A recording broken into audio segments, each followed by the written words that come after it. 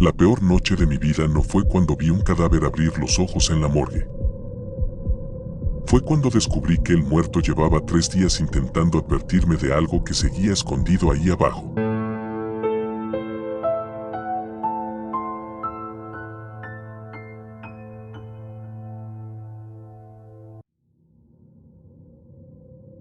La plancha 7.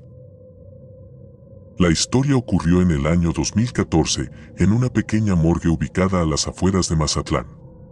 No era un lugar grande ni moderno. De hecho, parecía más una bodega olvidada que una instalación médica.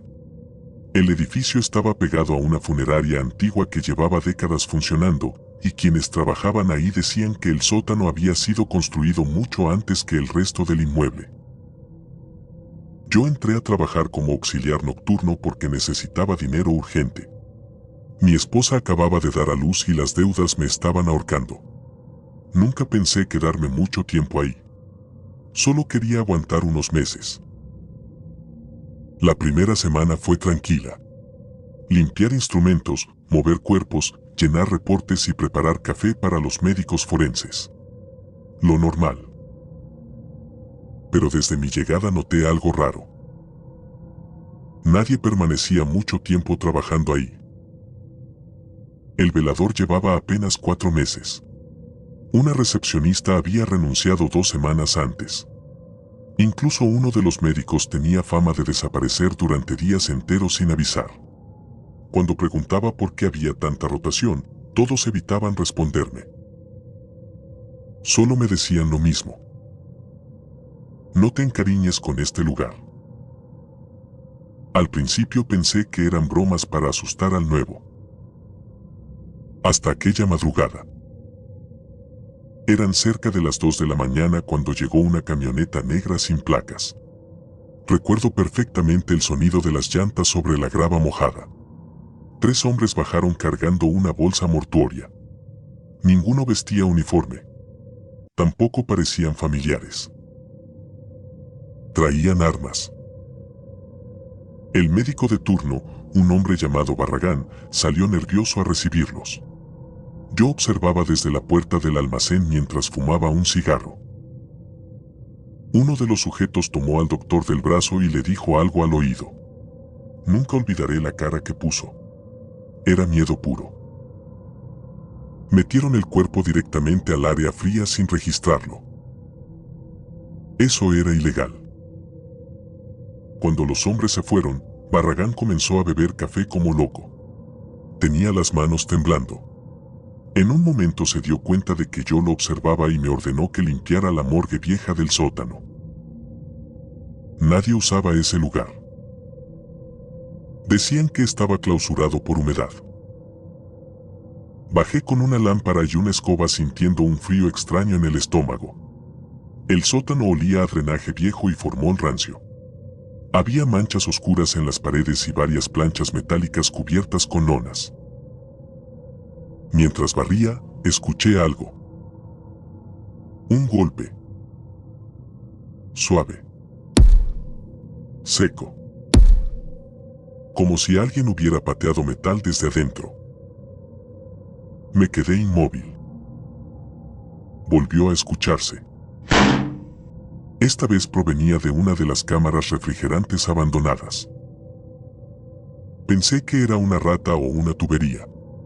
Me acerqué lentamente hasta la compuerta oxidada.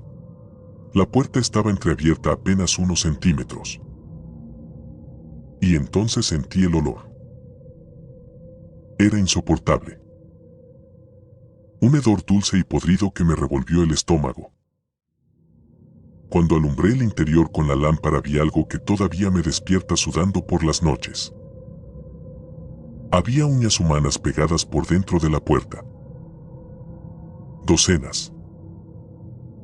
Como si alguien hubiera intentado salir desesperadamente. Retrocedí horrorizado. En ese momento escuché pasos detrás de mí. Era Barragán. Tenía la cara pálida. Me preguntó qué había visto. Le dije la verdad. El hombre cerró la puerta de golpe y me ordenó que jamás volviera a abrir esa cámara. Después me confesó algo que me dejó helado. Años atrás habían confundido a una mujer con un cadáver. La dieron por muerta después de un accidente. La metieron en refrigeración todavía viva. Cuando descubrieron el error ya era demasiado tarde. Según Barragán, desde entonces ocurrían cosas extrañas en el sótano. Yo quería largarme de ahí esa misma noche, pero necesitaba el trabajo. El problema fue que las cosas empeoraron. 3 días después comenzaron los ruidos. Golpes en las paredes. Pasos en corredores vacíos. Puertas metálicas abriéndose solas. Incluso varios cuerpos aparecían movidos del lugar durante la madrugada. Los médicos culpaban a los empleados de limpieza. Los empleados culpaban al velador. Nadie quería aceptar lo evidente. Algo estaba mal en esa morgue. La noche que cambió todo llovía demasiado fuerte. Las luces fallaban a cada rato y solo estábamos Barragán y yo. A las 3 de la mañana escuchamos un grito viniendo del sótano. No parecía humano. Corrimos hacia abajo pensando que alguien había entrado. Las luces parpadeaban mientras descendíamos las escaleras. Recuerdo que el doctor respiraba muy rápido. Cuando llegamos al área vieja vimos algo imposible. La puerta de la cámara oxidada estaba completamente abierta. Y el cuerpo que habían traído los hombres armados ya no estaba en su plancha. Barragán comenzó a maldecir. Revisamos cada rincón con las lámparas hasta que escuchamos un ruido húmedo detrás de nosotros. Algo arrastrándose. Giré lentamente. Todavía me cuesta describir lo que vi. Era una mujer desnuda, extremadamente delgada, con la piel gris y llena de quemaduras oscuras. Se arrastraba usando los codos mientras dejaba un rastro de sangre negra sobre el piso. Pero lo peor era su rostro. Porque tenía los ojos completamente abiertos. Y seguía viva. Barragán comenzó a rezar. Yo estaba paralizado. La mujer levantó lentamente el brazo y señaló al doctor. Entonces habló. Con una voz seca, rota, como aire escapando de un pulmón lleno de agua. Tú, también, los ayudaste. El doctor cayó de rodillas. Ahí descubrí la verdad. Aquellos hombres del crimen organizado llevaban cuerpos para desaparecer evidencia. Barragán alteraba reportes y escondía cadáveres en el sótano. Muchos ni siquiera estaban oficialmente muertos cuando llegaban. La mujer que tenía enfrente había sido una de esas víctimas. Y llevaba días encerrada en refrigeración. El doctor empezó a llorar diciendo que no había tenido opción. Que lo habían amenazado. La mujer sonrió. Nunca olvidaré esa sonrisa. Era imposible que alguien en ese estado siguiera consciente. Las luces se apagaron de golpe. Escuché gritos. Golpes. Algo cayendo al suelo. Cuando la electricidad volvió, Barragán estaba tirado boca arriba sobre una de las planchas. Con el pecho abierto. Como si alguien lo hubiera despedazado con las manos. Y la mujer había desaparecido. Corrí escaleras arriba sin mirar atrás. Tomé mis cosas y escapé bajo la lluvia. Renuncié al día siguiente. La morgue cerró meses después. Oficialmente dijeron que fue por irregularidades sanitarias. Pero eso no fue lo que escuché. Un excompañero me contó que encontraron más cuerpos ocultos en el sótano. Algunos tenían marcas en las uñas. Otros parecían haber intentado escapar antes de morir. Hasta hoy no he vuelto a acercarme a ese lugar. La funeraria sigue abandonada. Las ventanas del sótano permanecen selladas con concreto. Y aunque han intentado vender el edificio varias veces, nadie dura ahí más de unas semanas. Porque algunas noches, los vecinos aseguran escuchar golpes desesperados viniendo desde abajo. Como alguien intentando salir de una cámara fría. Desde entonces tengo una petición para mi familia. El día que muera, no quiero que mi cuerpo entre jamás a una morgue. Porque aprendí que hay lugares donde los muertos no descansan.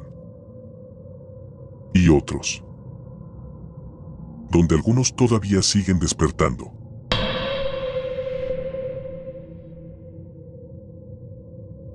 El sótano del hospital. Trabajé casi 12 años como personal de limpieza en un hospital viejo ubicado en las afueras de Monterrey. Era un lugar enorme, húmedo y constantemente saturado. Había pisos donde siempre olía a cloro y medicina, mientras otros parecían abandonados desde hacía décadas. Yo conocía prácticamente cada rincón del hospital. Salas de cirugía, laboratorios, bodegas, habitaciones psiquiátricas y hasta los túneles de mantenimiento. Pero existía un lugar donde nunca me dejaban entrar. La morgue del fondo del sótano.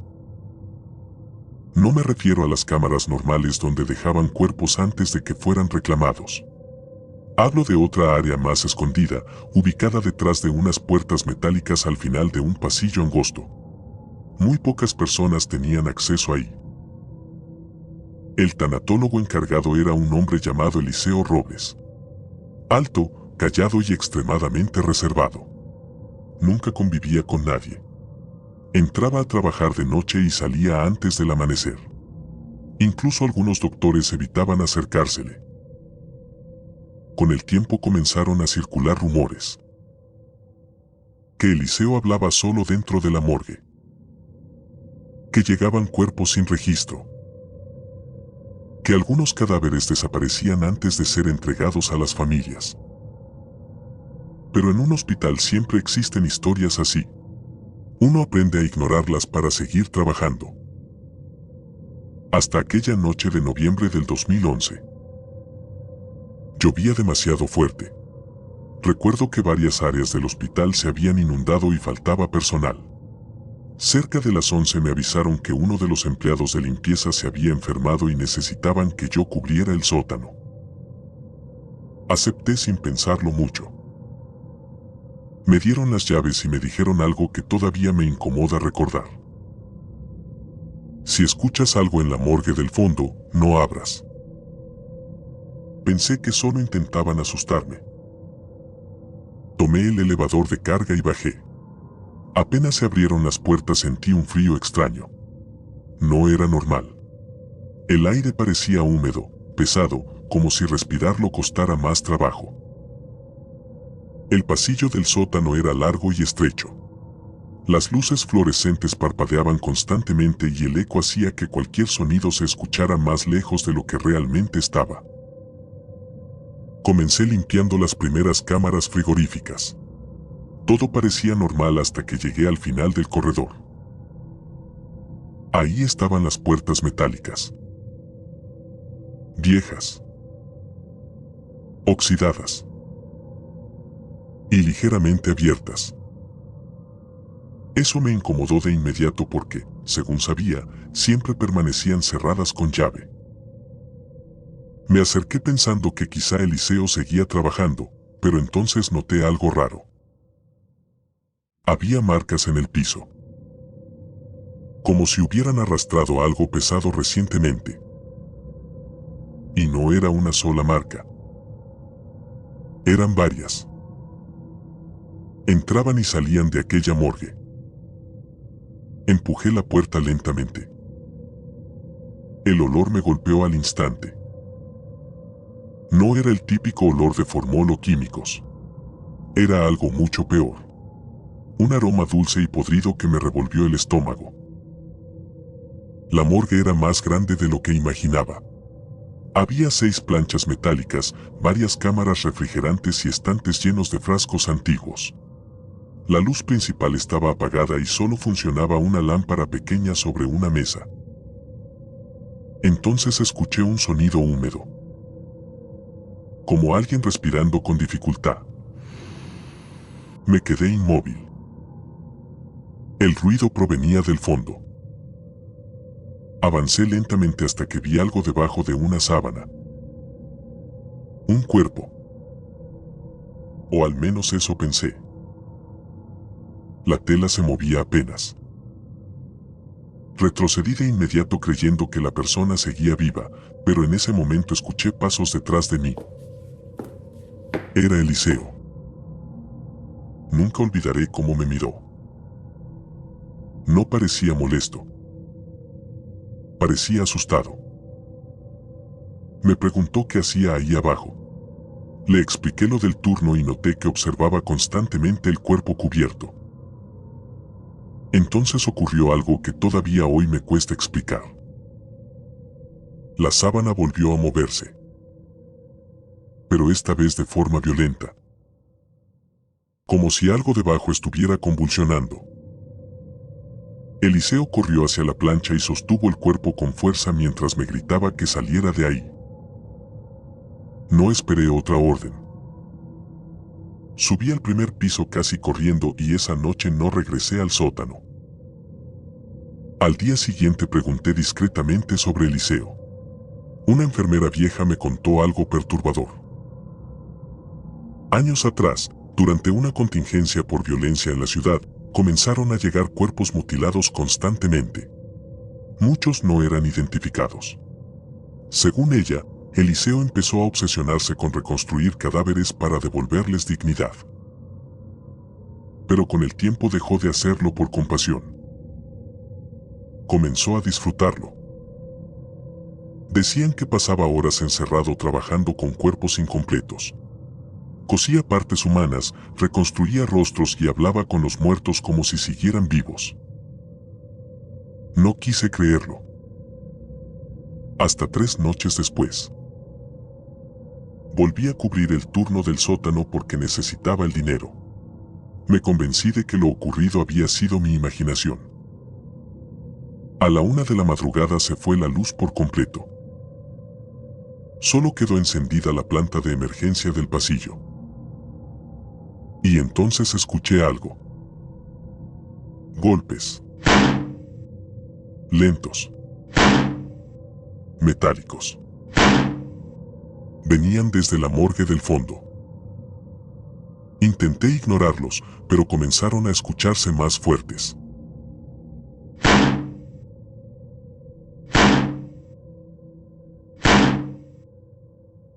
Como si alguien golpeara desde adentro de una cámara frigorífica. Sentí un miedo horrible, pero también curiosidad. Caminé hasta las puertas metálicas y vi que estaban completamente abiertas. La luz interior estaba encendida. Entré. Todo estaba en silencio. Hasta que vi una de las cámaras refrigerantes entreabierta. Los golpes venían de ahí. Me acerqué lentamente y jalé la compuerta. Lo que encontré me dejó paralizado. Dentro había un hombre amarrado. Vivo. Tenía tubos conectados al cuerpo y el abdomen abierto quirúrgicamente. Respiraba apenas. Sus ojos estaban llenos de lágrimas. Intentó decir algo, pero no podía hablar. Escuché pasos detrás de mí. Eliseo estaba ahí. Traía un mandil manchado de sangre y una expresión completamente distinta a la que conocía. Ya no parecía un médico. Parecía alguien enfermo de la cabeza. Me confesó algo esa noche. No trabajaba solo con muertos. Llevaba años secuestrando personas moribundas, indigentes y pacientes terminales para practicar. Decía que buscaba descubrir el momento exacto donde el alma abandonaba el cuerpo. Según él, algunos seguían conscientes incluso después de ser declarados muertos. Yo no podía moverme del miedo. El hombre dentro de la cámara comenzó a golpear desesperadamente. Entonces Eliseo hizo algo que jamás olvidaré. Cerró la puerta sobre él y activó el sistema de refrigeración. Los gritos comenzaron de inmediato. Golpes desesperados. Arañazos. Súplicas ahogadas. Yo salí corriendo. No recuerdo cómo logré subir las escaleras. Solo sé que terminé vomitando afuera del hospital bajo la lluvia. La policía llegó esa misma madrugada. Encontraron 4 cuerpos ocultos en la morgue y 2 personas todavía vivas en cámaras frigoríficas. Una murió horas después por hipotermia. Eliseo desapareció. Nunca lo capturaron. El hospital clausuró aquella área y años después remodelaron el sótano completo. Pero algo quedó mal ahí abajo. Porque varios trabajadores comenzaron a escuchar golpes dentro de las paredes durante las noches. Como uñas raspando metal. Como alguien intentando salir de una cámara fría. Renuncié poco después. Desde entonces no puedo entrar a hospitales sin sentir ansiedad. Y cada vez que escucho el sonido de un refrigerador encendiéndose en mitad de la noche, recuerdo los gritos de aquel hombre atrapado en la oscuridad. Porque algunas personas le temen a los muertos. Pero yo aprendí que hay cosas mucho peores. Los vivos que trabajan con ellos.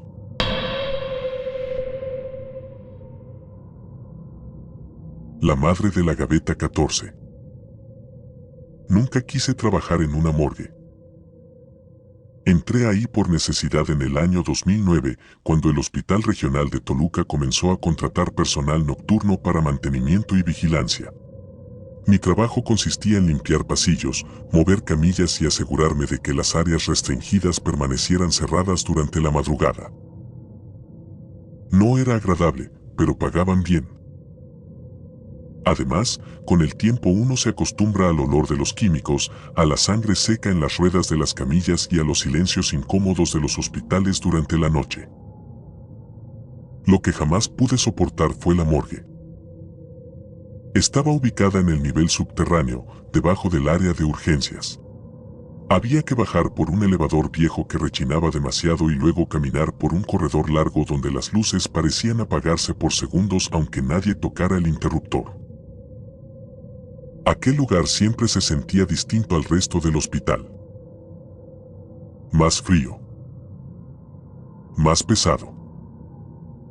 Como si el aire estuviera enfermo.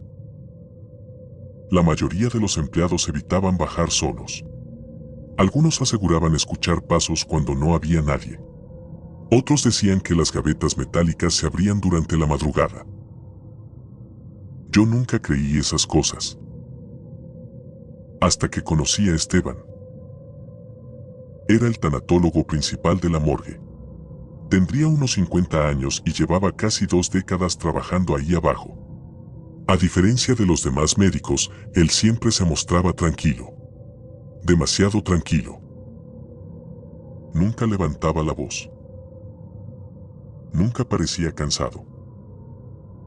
Y tenía una habilidad perturbadora para arreglar cuerpos destrozados. Personas accidentadas, quemadas o incluso mutiladas terminaban viéndose extrañamente tranquilas después de pasar por sus manos. Como si simplemente estuvieran dormidas. La primera vez que hablé con él me dio un consejo que todavía recuerdo perfectamente. Si alguna vez ves algo aquí abajo, no lo mires demasiado tiempo. Pensé que era una broma. Ahora sé que no lo era. Todo comenzó durante una guardia de noviembre. Esa noche hubo una tormenta terrible. La lluvia golpeaba las ventanas del hospital y constantemente se iba la electricidad. Cerca de la 1 de la madrugada bajé a la morgue para dejar unos documentos cuando escuché un ruido metálico viniendo del área de gavetas. Parecía que alguien golpeaba desde adentro. Caminé siguiendo el sonido hasta llegar al último pasillo. Ahí encontré a Esteban. Estaba parado frente a una gaveta abierta observando fijamente el cuerpo de una mujer joven. La luz blanca iluminaba su rostro pálido y por un instante pensé que seguía respirando. No aparentaba más de 24 años. Tenía el cabello negro acomodado cuidadosamente sobre los hombros y una expresión tranquila que no parecía propia de un cadáver. Esteban ni siquiera volteó a verme. Solo dijo que había muerto durante el parto unas horas antes. El bebé seguía vivo, aunque muy grave. Recuerdo sentir un escalofrío extraño mientras observaba a la muchacha. Había algo raro en ella. No parecía muerta. Su piel conservaba color. Sus labios no estaban amoratados. ¿Y sus ojos? Sus ojos estaban apenas abiertos. Esteban me invitó café aquella noche. Nos sentamos dentro de una pequeña oficina junto a las cámaras frigoríficas mientras la tormenta hacía vibrar las tuberías del techo. Fue ahí cuando me confesó algo extraño. Me dijo que algunas personas tardaban en aceptar su muerte. Según él, existían cuerpos que permanecían conectados incluso después de fallecer. Yo pensé que hablaba desde el cansancio o la costumbre de convivir con cadáveres todos los días. Hasta que escuchamos el ruido. Un golpe seco. Después otro. Venía del área de gavetas. Esteban dejó lentamente la taza sobre la mesa y su expresión cambió por completo. No parecía sorprendido. Parecía preocupado. Caminó rápidamente hacia el pasillo y yo lo seguí. Al llegar vimos que la gaveta de la mujer estaba completamente abierta. El cuerpo seguía ahí. Pero ya no estaba acomodado igual. Ahora tenía la cabeza ligeramente inclinada hacia un lado. Como si nos estuviera mirando. Sentí que el estómago se me revolvía. Esteban cerró la gaveta sin decir una sola palabra y me ordenó regresar arriba. Lo hice. Pero toda la noche sentí algo extraño. Como si alguien me estuviera observando desde el fondo del pasillo. 2 días después ocurrió algo peor. El bebé murió. Lo recuerdo porque vi al padre del niño llorando afuera de terapia intensiva mientras los médicos le explicaban que no había nada más por hacer. Esa misma madrugada bajaron el pequeño cuerpo a la morgue. Y fue entonces cuando comenzaron los problemas. A partir de aquella noche, las cámaras frigoríficas comenzaron a fallar constantemente. Las luces se apagaban sin motivo. Se escuchaban pasos en los corredores vacíos y varias veces encontramos gavetas abiertas aunque nadie admitía haberlas tocado. Pero lo peor eran los llantos. Todas las madrugadas. Exactamente a las 3:15. Un llanto suave. Como el de un recién nacido. Los demás empleados comenzaron a negarse a bajar. Algunos renunciaron. Otros pedían cambiar turnos. Esteban, en cambio, parecía más cansado cada día. Más delgado. Más nervioso. Una madrugada decidí seguirlo. Lo vi entrar solo al área restringida donde estaban las últimas gavetas. Apagué mi linterna y avancé en silencio. Lo encontré frente a la gaveta número 14. La misma donde habían colocado a la mujer. Estaba abierta. Y Esteban hablaba con alguien. No entendía lo que decía, pero sonaba como si intentara tranquilizar a una persona alterada. Entonces escuché otro sonido. El llanto de un bebé. Venía desde dentro de la gaveta. Me acerqué lentamente hasta poder mirar. Todavía me cuesta dormir después de recordar aquello. La mujer seguía ahí, pero ya no parecía un cadáver. Su piel tenía color. Sus ojos estaban completamente abiertos. Y sostenía algo entre los brazos. Un pequeño cuerpo envuelto en tela quirúrgica. Moviéndose. Retrocedí horrorizado y golpeé accidentalmente una bandeja metálica. Esteban giró de inmediato. Nunca olvidaré su expresión. Parecía un hombre completamente destruido. Entonces me confesó la verdad. El bebé había muerto, sí. Pero la madre no aceptaba dejarlo ir. Según Esteban, desde aquella primera noche la mujer abría los ojos cada madrugada buscando a su hijo. Decía escucharla llorar dentro de la gaveta. Al principio creyó que estaba perdiendo la razón. Hasta que una noche encontró la puerta abierta y el cuerpo del bebé dentro de los brazos de la mujer. Desde entonces la dejaba verlo. Decía que cuando estaban juntos, la morgue permanecía tranquila. Pero cuando separaban los cuerpos, las cosas empeoraban. Yo no quería escuchar más.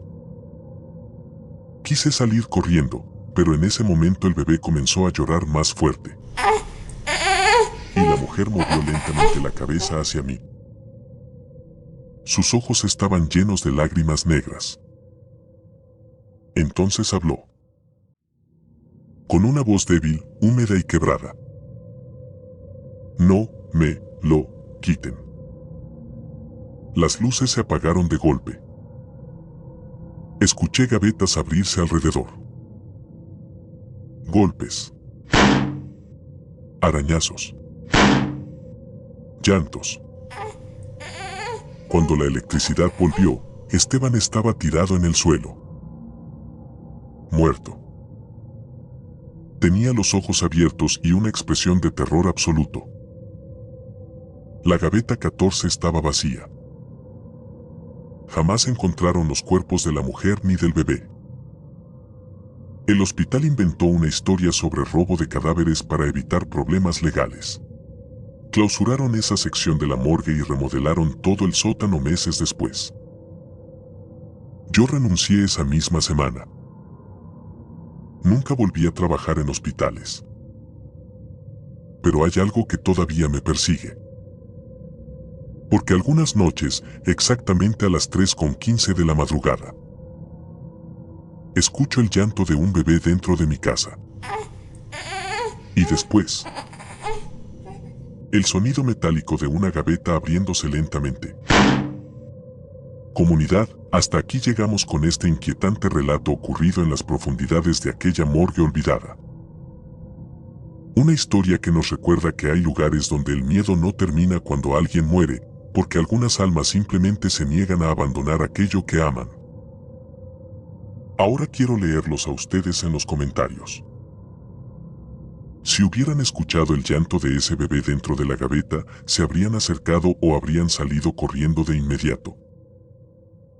Y díganme algo con total sinceridad, ¿creen que realmente existen lugares donde queda atrapado algo más que los recuerdos? Si disfrutaste esta historia, te invito a apoyar el canal dejando tu like, compartiendo este relato con alguien que ame el terror y suscribiéndote para no perderte las próximas historias basadas en experiencias inquietantes y casos que parecen demasiado reales para ser ficción. Apaga la luz si te atreves. Y recuerda que algunas morgues nunca descansan del todo.